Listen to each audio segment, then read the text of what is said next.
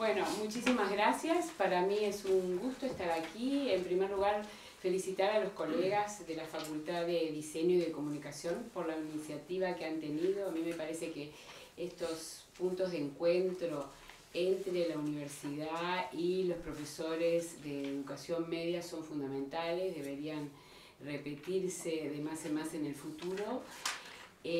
O sea que es una iniciativa sin duda a multiplicar. Por otro lado, desde el Instituto de Educación de la Universidad Ort, para mí también es un gusto participar porque en los últimos años, desde hace 3 años, estoy coordinando las maestrías y el programa de doctorado en educación y desde allí estamos impulsando investigaciones en 5 líneas, en la línea de políticas educativas, la línea de formación docente, la línea de procesos de enseñanza, procesos de aprendizaje, la línea de gestión educativa y la línea de tecnologías. Y desde estas 5 líneas de investigación hemos estado realizando con distintos equipos y por supuesto a través de las tesis de maestrías y de las tesis de doctorado en curso, distintos análisis y estudios que tienen que ver con muchos de los temas que ustedes están hoy exponiendo y expusieron ayer. Y fíjense ustedes que hoy, ayer y hoy cuando, esto que en realidad no es una conferencia magistral, es una mini conferencia porque en 15 minutos voy a darles algunas pinceladas de reflexiones que me parece que deben estar presentes en el trabajo que ustedes están haciendo y en este diálogo entre la Facultad de Diseño y Comunicación y los profesores de enseñanza media. Pero les decía que cuando me tocó diseñar la presentación, me vino a la memoria inmediatamente una investigación que estamos coordinando, que estoy coordinando para UNICEF, sobre innovaciones en América Latina y concretamente sobre cuáles son las rupturas en el modelo tradicional, de dónde vienen las rupturas. Todos hablamos y decimos que el modelo de escuela, en sentido genérico, me refiero a escuela primaria y secundaria, ¿no? Que el modelo de escuela tiene que cambiar, que lo que hoy tenemos es una escuela del siglo XIX con profesores del siglo XX, eso lo escuchamos hasta el hartazgo. Sin embargo, cuando estudiamos y analizamos qué se está haciendo en América Latina, cuáles son los modelos realmente que quiebran con el modelo tradicional, los contamos con los dedos de una mano. Esta escuela nueva en Colombia, pero que hoy ya ha sido totalmente incorporado por el sistema y ya no es más innovación, etc. Y cuando vemos de dónde vienen las rupturas, vienen justamente de las propuestas en arte, vienen de las propuestas en diseño, vienen de las propuestas en tecnología. Son a partir de estos campos disciplinares donde hoy se está interpelando el modelo de escuela. Por eso me parece que este encuentro, esta sinergia entre la facultad y la enseñanza media es fundamental. Sin más, voy a compartir con ustedes algunas ideas que me surgieron cuando me tocó pensar en un poco qué decirles hoy, ¿no? Bueno, la primera idea es que hoy por todos lados se interpela la educación. Basta con ver la prensa, basta con hablar con los padres, basta con hablar con los docentes, se interpela a veces justamente y otras veces injustamente, porque como ustedes saben, hay una tendencia cuasi mundial a echarle la culpa a los profesores de todos los males que aquejan a la sociedad, cuando sabemos que los profesores no son ni víctimas ni culpables, son simplemente profesionales que ejercen una tarea, que es la tarea de enseñar, que implica mucha profesión, pero implica también vocación. Entonces, cuando decimos que se está interpelando a la educación hoy, se está interpelando el cómo se aprende, se está interpelando los conocimientos que son válidos, se está interpelando los desafíos para el futuro, pero también se está interpelando qué aprendimos del pasado. Y yo creo que hay una tendencia a subestimar ese pasado y una tendencia a veces a no darnos cuenta cómo ha cambiado el mundo. Entonces, para mostrarles cómo ha cambiado el mundo, les voy a compartir una lámina de un estudiante que tuve, a mí me toca coordinar también un programa de maestría en Barcelona, a través del Observatorio Internacional de la Profesión Docente, una maestría internacional en profesión docente, y este estudiante lo que hizo fue compilar afiches de los años 50 y de los años 60 para mostrar cómo había cambiado el mundo. Yo tomé uno de esos afiches, fíjense ustedes, este afiche que está en la tesis de este estudiante. Hace 50 años esto era normal. Hoy sería absolutamente impensable. Un niño que le dice a la madre, mamá, antes de regañarme, quizás deberías prender un Marlboro. Es decir, esto estamos hablando de hace 50, 60 años. En términos educativos, no es tanto. Piensen ustedes que la vida de un docente, desde el punto de vista profesional, es de unos 30, 40 años. Hay países en América Latina como Nicaragua, donde la vida profesional de un docente es de 50 años. Entonces, esto y el cambio que ha tenido la sociedad desde hace 50, 60 años ha sido enorme. Sin embargo, cuando yo les muestro una escuela, esta es una escuela de 1958, una imagen de 1958, vean ustedes esta escuela, y vean esta escuela, que es del 2014, a mí me tocó hace poco tiempo participar en un foro sobre los mejores sistemas, entre comillas, ¿no? El concepto de mejor siempre es relativo, mejor respecto a qué, pero bueno, si tomamos el ranking PISA, que ustedes saben es la prueba que se le hace a los jóvenes de 15 años estén donde estén en el sistema educativo, en el ranking aparece Corea en el primer lugar. Esta es una imagen de una escuela de Corea en el año 2014. Si ustedes ven la imagen anterior y ven esta, realmente no hay demasiadas diferencias, incluso en un país que hoy se caracteriza o es nombrado por doquier como ser uno de los países en el mundo que tiene mejores resultados educativos. Ahora bien, la pregunta es ¿qué escuela queremos? Escuela, reitero, en el sentido genérico, acá me refiero a primaria, media, técnico profesional. Incluso esto lo podríamos llevar a la universidad, es decir, podríamos hacer este ejercicio con el sistema universitario. Entonces, ¿qué escuela queremos? Queremos esta escuela, es esta la escuela que hoy se plantean las sociedades del siglo XXI, y cuando digo hoy, digo en 10, 20, 30 años. Ustedes saben que la teoría del cambio educativo, Fulan, que ha estado recientemente en nuestro país, es un gran teórico del cambio, dice que por lo menos se necesitan 5 años para implementar la más simple de las innovaciones. Uno de los estudios que hizo Fulan, que lo hizo famoso hace muchos años atrás, fue un estudio que hizo en el estado de Ontario, en Canadá, cuando se reemplazaron las pizarras antiguas, que existen todavía en muchas de nuestras escuelas, con tiza, la pizarra de tiza. Bueno, en Canadá hoy eso es un objeto prehistórico, pero la pizarra con tiza cuando se reemplazó por este tipo, no, aquí no hay, con la clásica del dry pen, etc. Esa innovación tan simple significó un cambio en la cultura de trabajo de los docentes. ¿Por qué? Porque la clásica era que escribían con un dry pen que después no se podía borrar. Eso implicaba, bueno, eso lo conocen ustedes bien. Entonces, tomen esa innovación bien simple. En el estudio que hizo Fulan, llevó 5 años para su rutinización, es decir, para que los docentes la hicieran suya. Entonces, imaginen ustedes esos cambios curriculares que se plantean. La tecnología, es decir, en términos de incorporación al sistema educativo, estamos hablando de mucho tiempo. Por lo tanto, cuando hablamos de innovación, tenemos que necesariamente tener una mirada desde lejos a lo lejos y una mirada prospectiva. En términos de saber qué va a pasar o qué está pasando en los sistemas educativos, nos hace pensar necesariamente en 10, 20 años hacia adelante. Entonces, una de las primeras barreras que tenemos, y acá tenemos que hacernos la autocrítica los pedagogos, entre los cuales me incluyo con mucho orgullo, son lo que llamamos las barreras pedagógicas.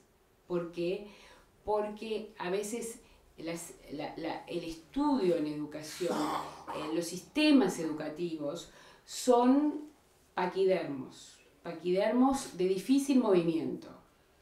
Entonces, mientras que tenemos sistemas educativos que son paquidermos de difícil movimiento, por otro lado tenemos otras áreas que surgen y que son muy rápidas, como por ejemplo la tecnología.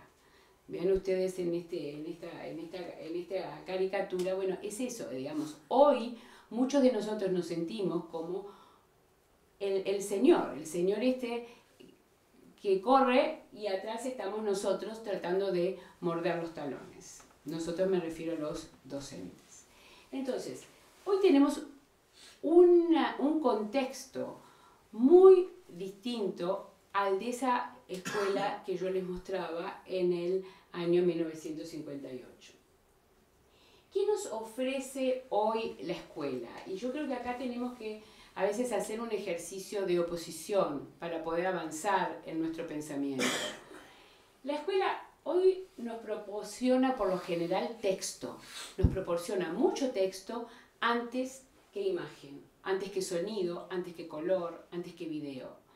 Y yo sé que muchos de ustedes justamente son docentes de las áreas de visual, plástica, es decir, quizás ustedes están mucho más involucrados por el sonido, por el color, por el video, pero la realidad de las escuelas primarias, de los centros educativos de enseñanza media, es una realidad en donde sigue primando el texto. ¿Qué es lo que la generación digital prefiere? Y eso basta con hacer una simple encuesta entre nuestros estudiantes. Y acá yo creo que también esto es válido no solo para los profesores de educación media que están aquí, sino también para los profesores universitarios. Hoy los estudiantes de la generación digital prefieren texto, imágenes, color, video. ¿Qué ofrecen hoy las escuelas? Ofrecen información lineal, lógica, secuencial. Y por otro lado, la generación digital, y también acá tenemos evidencia empírica, tenemos muchos estudios recientes que nos muestran que la generación digital lo que prefiere es un acceso a la información multimedia, la información hipervinculada. Es decir, esa noción obviamente de red, de laberinto que se comunica, etc. Entonces, esto es algo que hoy nos tiene que interpelar desde el punto de vista de la docencia, de la enseñanza y de pensar en esa visión que yo les decía, prospectiva de la escuela que queremos. ¿Qué nos ofrecen hoy, por lo general, las escuelas, los centros educativos? Nos ofrecen alumnos que trabajan individualmente. Seguimos teniendo una enseñanza centrada, por lo general, en un alumno. Es la relación un docente, un alumno. Así como tenemos una computadora por niño, seguimos teniendo esa visión del conocimiento del alumno individual. ¿Qué es lo que la generación digital prefiere? Prefiere la participación de unos con otros, el aprendizaje entre pares, la comunicación, bueno, eso ustedes lo saben mucho mejor que nosotros. Hoy hay innovación, cuando yo les hablaba de esta investigación que estamos haciendo para UNICEF sobre cuáles son las innovaciones en América Latina en los últimos 10 años que han marcado un quiebre con el modelo tradicional, dónde están los quiebres y las rupturas. Bueno, hemos encontrado algunas propuestas que vienen por este lado, es decir, por el lado de algunas escuelas, algunas redes de escuelas, algunos profesores que ponen el énfasis en el que los jóvenes, los niños, aprenden más cuando lo hacen entre pares, cuando lo hacen colectivamente. porque acá también tenemos que cuestionarnos sobre el cómo se aprende. Seguimos manejándonos con teorías de aprendizaje, que son válidas, pero que fueron, y les habla alguien que estudió en una facultad que fue la cuna de la psicología genética. A mí me tuve la suerte de estudiar en Ginebra, donde va Piaget y todos sus discípulos, digamos, y bueno, todos sabemos que entre las teorías cognitivas, son las teorías cognitivas lo que están a la base del constructivismo. Yo no creo en la palabra constructivismo no existe. Lo que existe son las teorías cognitivas, bueno, teorías cognitivas que derivan, entre otras, de la psicología genética. Entonces, si nos ponemos a pensar, muchas de esas teorías hoy no explican la realidad que tenemos, no la explican. No explican cómo los niños aprenden hoy, no explican cómo los jóvenes aprenden hoy, ni explican cómo los adultos aprenden hoy. Piaget decía que los adultos, a partir de los 40, 50 años, entraban a disminuir su capacidad neuronal, al punto tal que a partir de los 60 ya no se aprendía. Eso hoy, los contextos, las sociedades, los estudios, la evidencia empírica, lo desmiente. ¿Por qué? Porque entre tanto se alarga la esperanza de vida al nacer, porque entre tanto hay vitaminas, porque entre tanto los adultos mayores tienen muchos estímulos, porque hoy encontramos, hace poco hubo un estudio en el cual participó un destacado investigador argentino, Juan Carlos Tedesco, en el cual hicieron un seguimiento de un grupo de adultos mayores, fue un estudio experimental. Adultos mayores me refiero a la categoría 60-70, a los cuales expusieron a una serie de recursos tecnológicos innovadores. Y por otro lado tomaron una muestra de jóvenes adultos, digamos, categoría 30-40 años. Pues no hubo prácticamente diferencia entre uno y otro grupo.